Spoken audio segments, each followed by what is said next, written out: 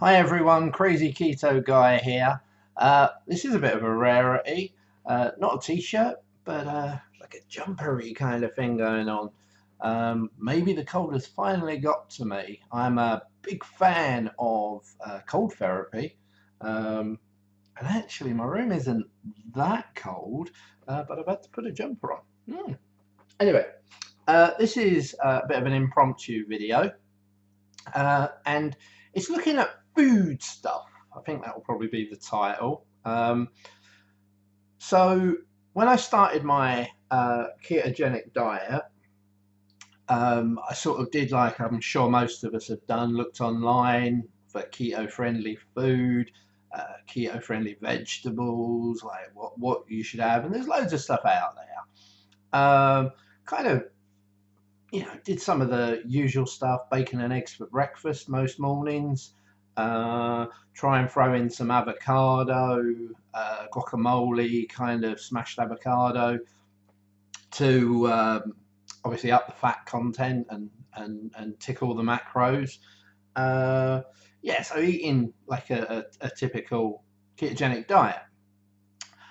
Obviously, we give up a lot of stuff, and I think the sacrifice is definitely worth it for the benefits, but you do still have that odd little sort of like missing certain things. So that brings me to my first food thing, which is bread.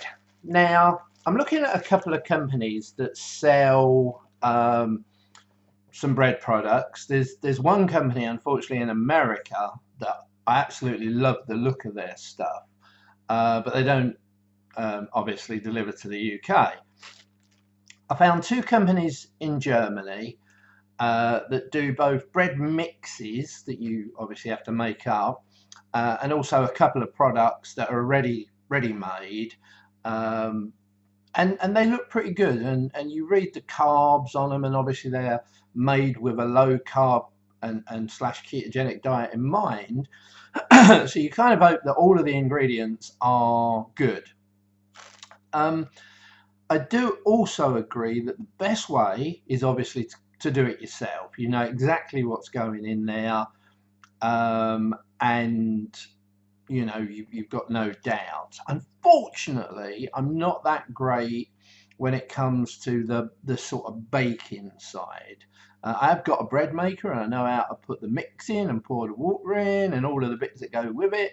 But yeah, not great at the baking. You won't see me on a Great British Bake Off. Anyway, long story short, I intend to try out those two companies in Germany. But prior to that, I spotted this. I'm going to be a bit rubbish getting it properly on the camera, but it's called High Low. Sorry, just going to have to lift my glasses momentarily. It's made apparently in the UK, baked in Britain, by the Bread Roll Company. Let's say it's sold in Sainsbury's. Now, I'm very skeptical sometimes with the wording, because I did see another loaf once that said lower carbs, and there was like hardly any difference between the normal bread and the lower carbs, because obviously, if a normal slice of bread is 20-25 grams per slice, and you make something that's 18 grams, it is lower. It's still lower. So I always think there's a little bit of a wordplay. But anyway, they say here high protein, lower carbs. Now, one thing I will say, I haven't got any slices left to show you because I oh yes I have. Tell a lie. So the slices are quite small.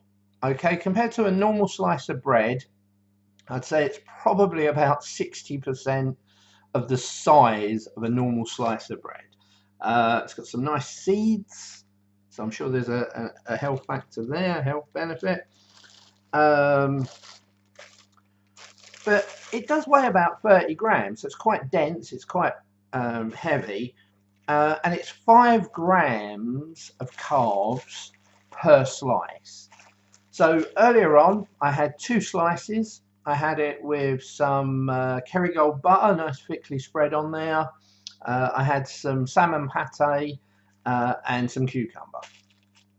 So a little bit of an indulgence. It's 10 grams of my 20 grams per day allowance. But for me, it was worth it. It was worth it because it was a release, that bread craving. I'm hoping that I'm right in thinking the majority, if not all of the ingredients are okay. I'm having a quick read as we speak. I mean, it might not be clean, but then I've always said I'm the bad boy of keto. I love a bit of dirty. This was good. This was a nice thing. Toasted. It gave me the texture, which is saying, however crazy it sounds, saying that I miss the texture of toast. So this was a really nice find, in my opinion. I'll wait until people dissect it and tell me all of the bad things that are in it. But yeah, that was a really nice addition. Do look forward as well to trying the 2 German companies. One thing I just want to mention on that same note, this is the salmon pate that I have. It is Marks and Spencer's, called smoked salmon pate. When I look at the nutritional breakdown, it's pretty good. I mean, pretty much the whole thing has only got like 3.5 grams of carbs in it, and I normally get at least 2 portions if I'm being greedy, but you can easily get like three or 4 portions out of this. So the fact that it's only got about, not even 4 grams in the whole thing. Good fat, good protein, so fits macros really nicely. I'm looking on the ingredients. Oak smoked Scottish salmon, salmon fish, sea salt, smoked rainbow trout, sea salt.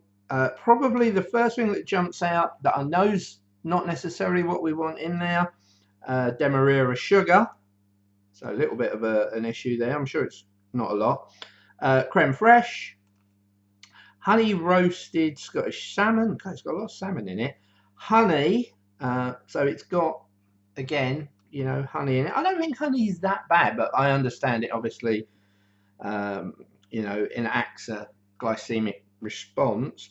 Salt, full fat cheese, lemon juice, lemon zest, dill, cracked black pepper. So the 2 things I guess that stand out are demerara sugar and honey, and I'm happy with that. No rapeseed oil, no sunflower oil. Yeah, so anyway, that was what was one of the things that was on the toast. Next thing I want to mention, and something that I'm going to try out. I haven't tried it out. Unlike the bread and the salmon, where I've already tried it out, and I can tell you it's super yummy and super satisfying. I bought this. I'm not a big peanut butter fan, but again, see if we can get it to focus in. So this is called Pippa Nut. Okay, now when I had a look at, they do a lot. There's a lot of different ones that they do. But I decided on the crunchy maple peanut butter. Now it's got in big bold writing underneath, absolutely no palm oil. I need to find out what the issue is with palm oil, can I say? I do need to find that out. Ingredients, 87.8% of peanuts, so the majority of it is peanuts. Maple syrup, now again, I understand that that's going to bump up the sugar and the glycemic response and all of that. 6.6%. Coconut oil and sea salt. So that sounds pretty good. Ingredient wise, well, again, how much is, so there's 225 grams in here. It says for every 100 grams, fat, really nice, 49%, 49 grams per 100%. Protein, again, nice, 22.7. So for my macros, right up there. Carbohydrates, 18.6.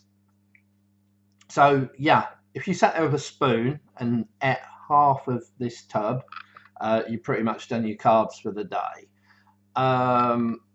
But if you're having it says here for a 15 gram serving, 2.8 grams. So, you know, you've got to be careful, I guess, you know, if you want little treats. Smells amazing. I cannot tell you the combination of peanut butter smell and then that little bit of maple syrup is amazing. It is quite liquidy. I did have it in the fridge and it had hardened slightly, so maybe that's an idea of what you can do with it. Haven't eaten it yet.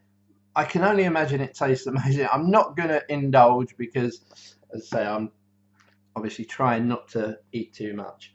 Oh, just going back to the bread very, very quickly, would be great with the peanut butter on the bread.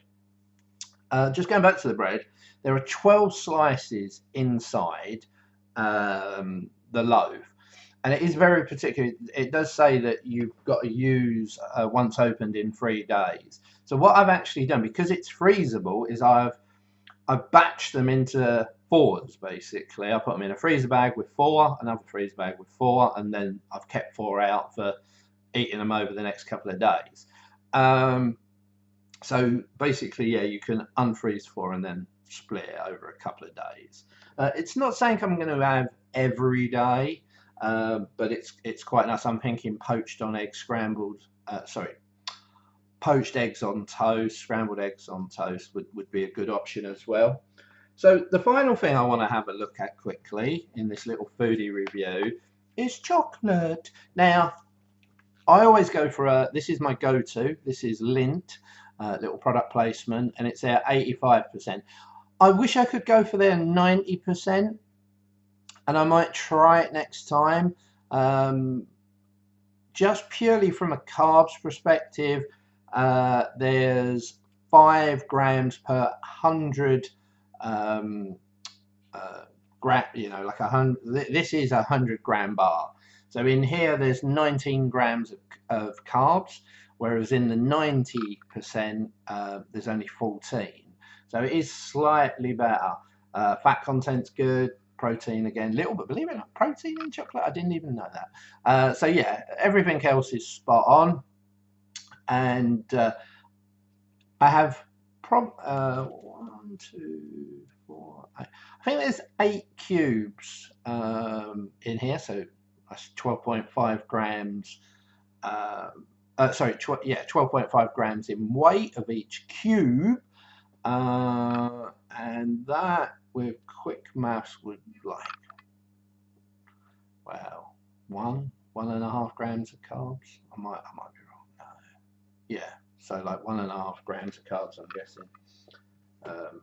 I might be wrong on that. Yeah, no, I am wrong because it's 19 grams in total, and there's 8. So we're going to do 19 divided by 8 is at least 2.3, let's say. But yeah, I literally will have 1 cube. It's a big cube, as I say. But anyway, a few people have mentioned this. Montezuma's dark chocolate absolute 100%. And the last time I tried some 100% cocoa chocolate, I nearly threw up. Sorry, I believe in truthful reviews. Marks and Spencer's do 100% cocoa chocolate, and I don't know what the taste is, but it is bad. Sorry, Marks and Spencer's, as I say, true reviews here. This one has got with orange and cocoa nibs. Now, I haven't even looked at the nutritional value yet, but let's get into it. So it's saying carbohydrates per 100 grams, so the same as the bar, 8. So where that was 19, this is 8 for the entire bar, 8 grams of carbs. Fat is okay, protein again, all very similar. So this is a live testing out Montezuma's chocolate. Made in West Sussex. I do love Brighton, and I think Brighton is West Sussex. I do get confused at times, East Sussex, West Sussex, but okay. First thing, please make your chocolate easier to open. Okay, so we're going to pull the bar out. The bar's shrink wrap, no, whatever, wrapped. So now the first thing I want to do, because I've got quite the nose on me if I turn sideways, is as I open it, I'm going to immediately smell that chocolate. Now I can smell orange. In fact, I can smell a lot of orange and a little bit bitter to taste. Now this is done in 1, 2, 3. Ooh, 3. Okay, I'm going to pull it out. Oh, okay, they do a fancy. That's what threw me. I couldn't count how many rows it was because they've got some fancy big thing at the top. I guess you just got to smash that up. But at the start, we've got them in little fours. And what I'm going to do is I'm going to break that in half and break it in half again. So we've got 2 little cubes. Okay, and we're going to put the rest now back in the wrapper and subsequently back in the box so we don't get tempted. I do like my chocolate out the fridge, so these are both my go-to, and this have come out of the fridge. So if I'm content and happy with the one that I've got, why have I looked at saying Kels? Well, I say, A, I want to try the 90% lint just to see what that's like. And secondly, as I say, this is over half lower carbs. So I've got to check it out because quite a few people have said how horrendous it is on the various forums that I follow. They've said they've tried it and it's horrendous. It tastes yuck. Don't do it. Well, this is what I do for you people. This is how brave I am. I'm going to now try, I'm going to look for the name again, Montezuma's Dark Chocolate Absolute. Absolute Black, actually, it's called. 100% cocoa. So here we go, with orange. So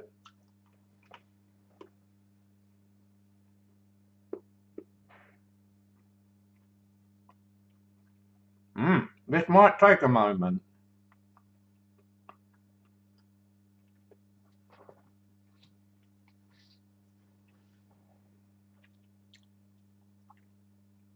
Okay, so the chocolate is definitely very bitter. Almost to the point where you lose the orange in it. I could smell the orange, but now it's in my mouth.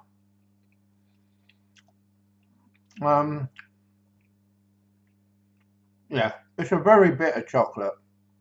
Not like the M&S one that I had, the 100% one. It's pleasant, but if this was a treat for me, I think I'd be disappointed. Not getting the orange now at all.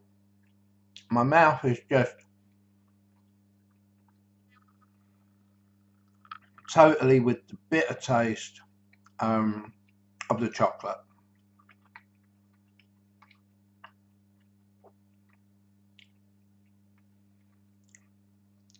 Maybe foolishly, I was thinking this was going to be like a Terry's chocolate moment. Terry's like orange chocolate moment. No. Far from it.